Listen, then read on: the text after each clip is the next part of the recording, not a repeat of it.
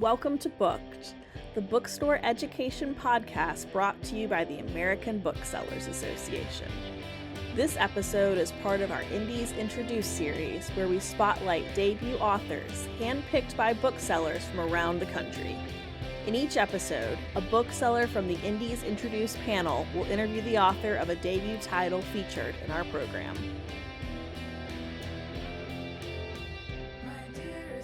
All right. Hello, everybody. Welcome back to the show. My name is Haley. I am the Assistant Director of Events for the Novel Neighbor here in St. Louis, Missouri. And I'm super excited to get to interview one of our Indies Introduced titles for the winter season, Heba Al-Wasity, for her book Weavingshaw.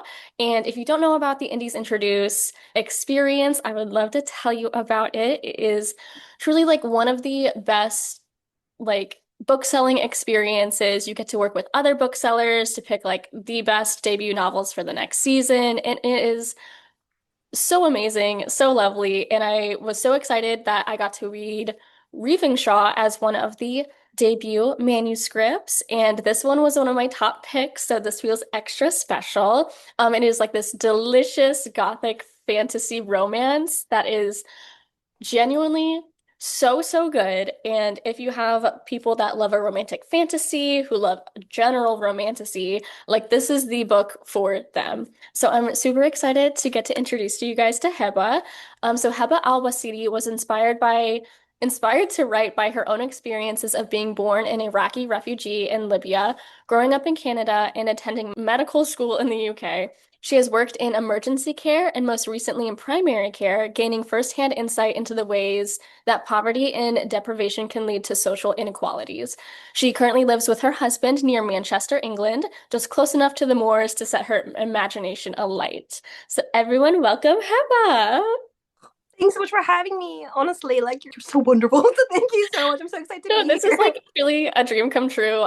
Your manuscript was one of the first ones that I read, and it was one that I had to push for people to finish because I was I know it's big, but once you get through it, you're gonna see what I see about this novel. And I'm so glad that everyone trusted me enough to keep going and keep pushing because I genuinely am obsessed with it. So I'm very excited to get to interview you today.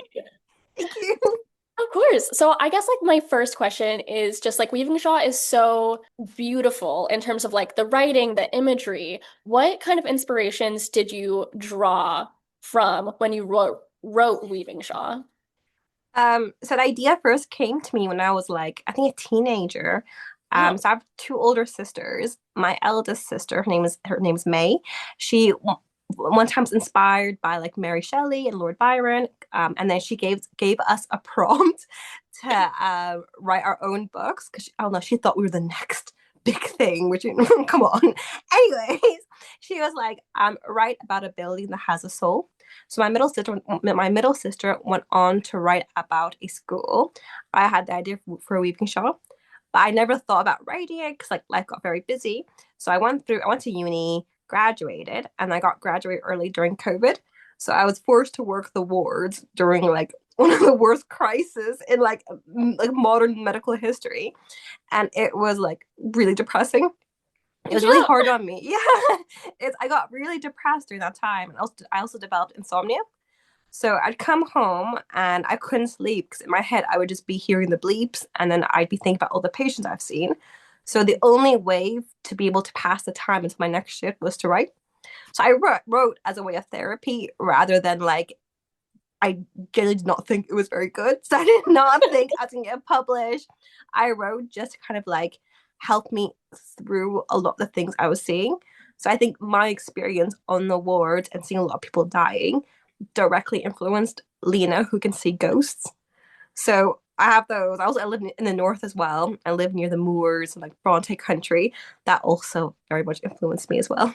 Oh yeah. I know. I can totally see first of all, thank you for working in the public health realm. I cannot imagine going through that, especially during COVID. I fear I would collapse. So thank you. I was 23 and I'm oh, I'm too young to be doing this. You're just a baby fresh out of school. No, but I can see where that comes from. And I really think it's so interesting of like taking something so modern as like the medical field and turning it into like this gothic fantasy. And I think that is just like so cool that your brain thought like that. So I think that's so interesting. So like that feels like a good inspiration, but like since it's a fantasy world, did you have to do any like research going into it or like what did that research process like look for you? So at first, I thought it was going to be a historical novel. So I fully had prepared Oh. to be like post like industrial revolution, Victorian, like proper historical novel. But then I realized I don't have any time to do any research. So I was like, oh, I'll just make it a fancy novel. That's so much easier. And like, of course, it wasn't. And Definitely not. definitely not. And I'm dyslexic, so at that point, I barely even knew how to like use a comma. So I got a bunch of books, like grammar books, and I had to learn how to use a comma, a semicolon, everything. And that's dedication because I still don't know the difference between a colon and a semicolon as someone who studied English. Neither do I. I'm like, like I'm shivering every time I'm using one. I'm like, is this right? Is this not right?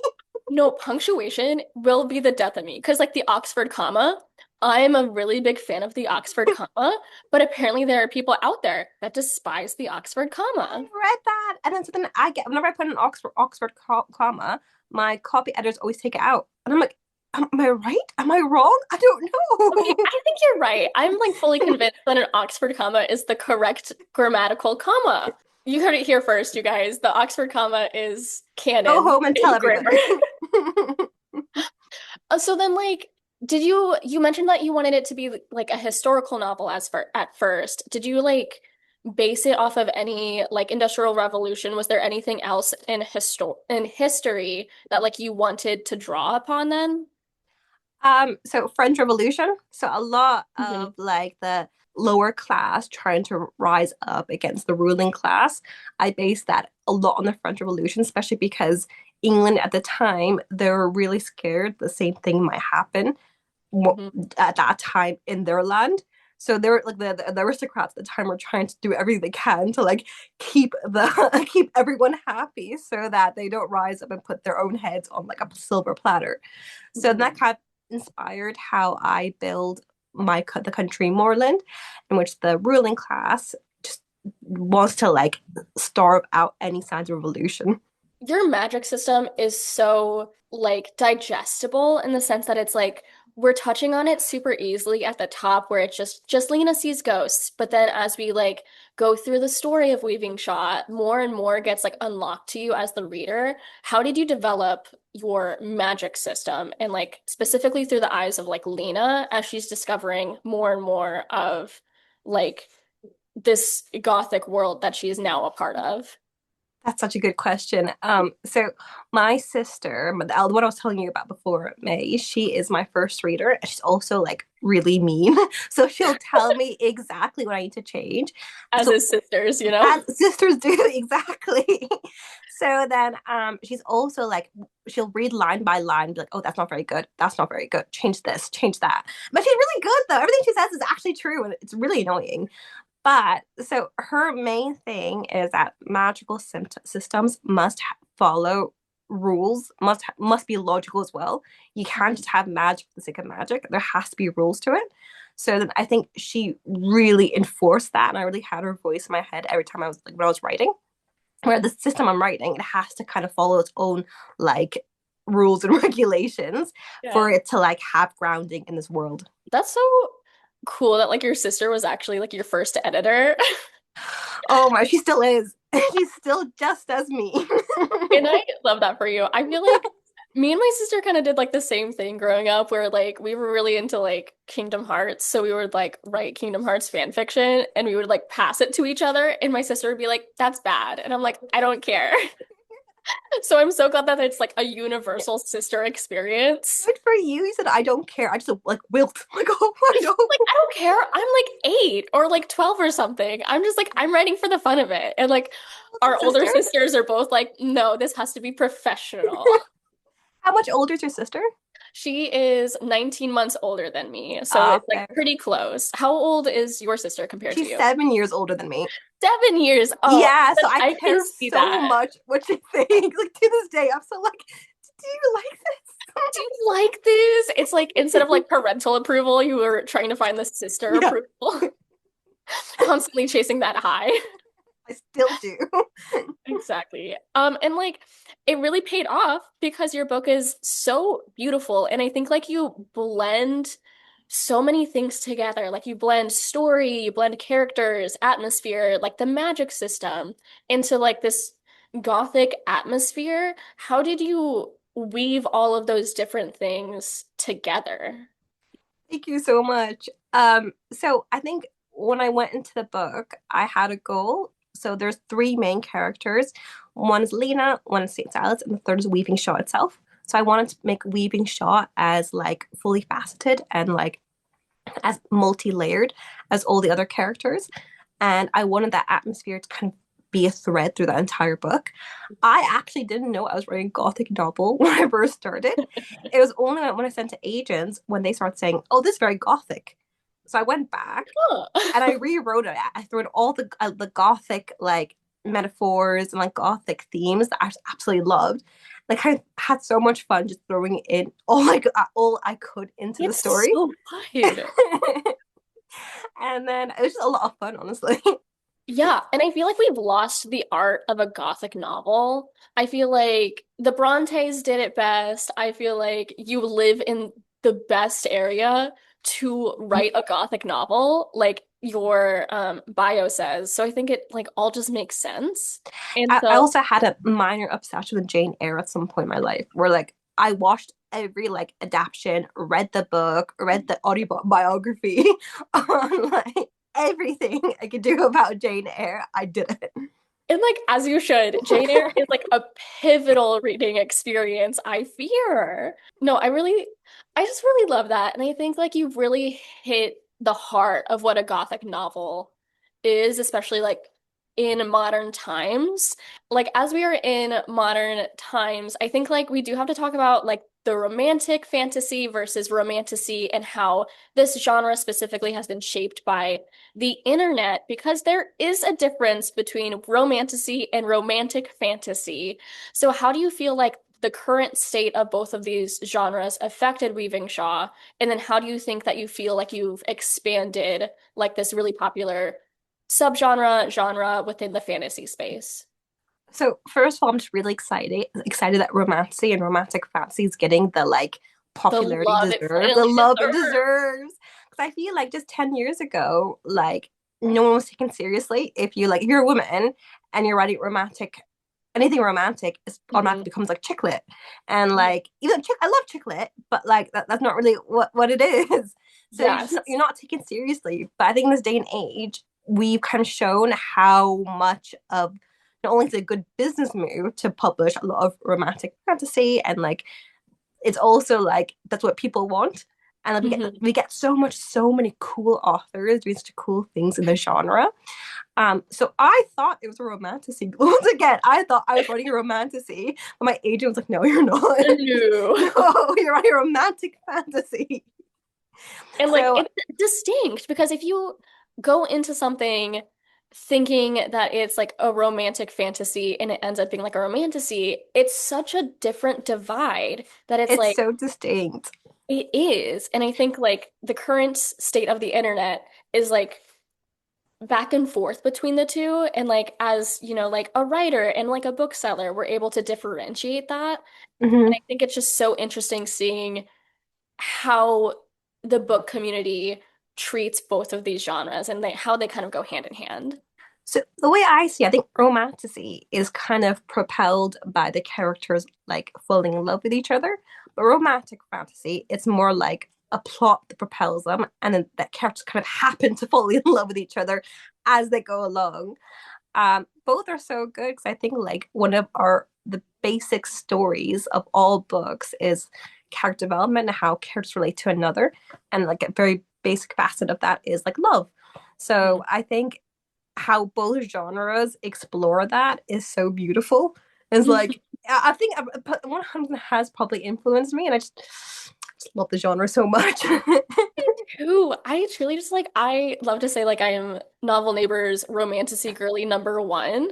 And I truly just like I knew that this book was gonna hit for me. And I feel like even if like I mentioned before, if you are a romantasy reader or if you're only a romantic fantasy reader, like it has such crossover appeal that it's like it is the perfect middle ground for like combining both of these like two genres together. Thank you.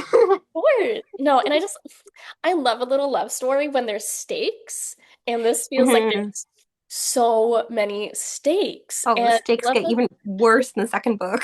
girl, that's what I was gonna say. I was like, you left us on such a cliffhanger that I need to know if like my girl is gonna make it out okay. Because like it's gonna be a trilogy, right? It is, yeah. Which is phenomenal. I love a trilogy. What has like the process been like writing your debut novel going into like your sequel then? So I was very lucky. So I wrote my second book while I was still in edits for my first book. So then Mhm. I have my third book put out. So there was a lot of foreshadowing in my first book that ties in directly to my second and third book. So I had that time to kind of write it all out. And then like there's a lot of very small things, like very small, like insignificant things you see in the first book that becomes really big in the second book. I had a reader on Saturday ask me to highlight anything that might be big in the second book, and I did that. And she's like, "What? What does that has no meaning? What Do does you mean? it mean?" And you're like, you're just gonna have to wait and see. But I was very very lucky to have been able to write my second book fully because a lot of things change because I plot everything out, but then my characters can be very annoying and they can take a life of their own. And they want to do things certain ways. So then because I wrote my second book, I was able to go back and make the first book. Because, for instance, my first draft of the book, their relationship between Lena and St. Silas wasn't as advanced as the finished copy was. Because I wrote the second book, and I realized they're actually much more advanced. Where I let them have to go back to book one and change a lot of it to like get them up to speed. But yeah, so then yeah, I'm excited for everyone to read it. That like is so interesting because like when I feel like writing like a sequel novel is always so different. It's also like your like sophomore novel. So that's so cool that you were able to go from like one straight into the other and then like see how the second book affected the first book.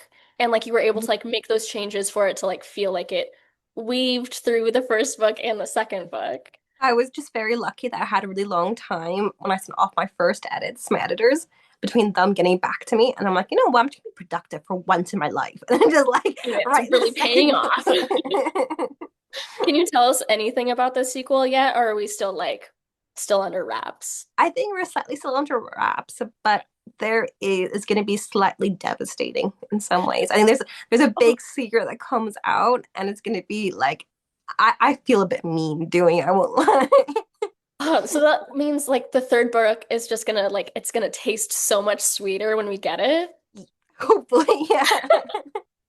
Oh my God, I'm like truly so excited. I thank you so much for taking time with us today. I No, truly thank had like you. so much fun. You've been so lovely. Weavingshaw is already out, so if you were like convinced by listening to Heba talk, I got great news. It's already out for you guys to buy, stock in your stores, and sell it to everyone. Because if you can trust me as a fellow bookseller, this is my favorite book, and you can put that as like a stamp of approval on She has your sticker. shelf. Just a sticker. Haley's favorite book of this year, because it's also on my favorite shelf, so it should also be on your guys' favorite That shelves. is like the biggest honor in the world. I also have a favorite shelf. Girl, as soon as it like came out in hardcover, I was like, that puppy is going straight there. I'm gonna cry. Girl, I loved it. I'm so excited. So like whenever galleys are available for the second one, you should hit a girl up. First on the list. Amazing. Okay. Well, everyone, thank you so much for tuning in and listening or reading if that's what you're consuming us on. And Heva, thank you so much for taking time out of your day and joining us. Oh no, thank you. This was fun. Thank you for listening to Booked, the bookstore education podcast brought to you by the American Booksellers Association. Don't forget to subscribe to the show on your favorite podcast app. Additional educational resources can always be found on the ABA site at www.bookweb.org. Happy reading!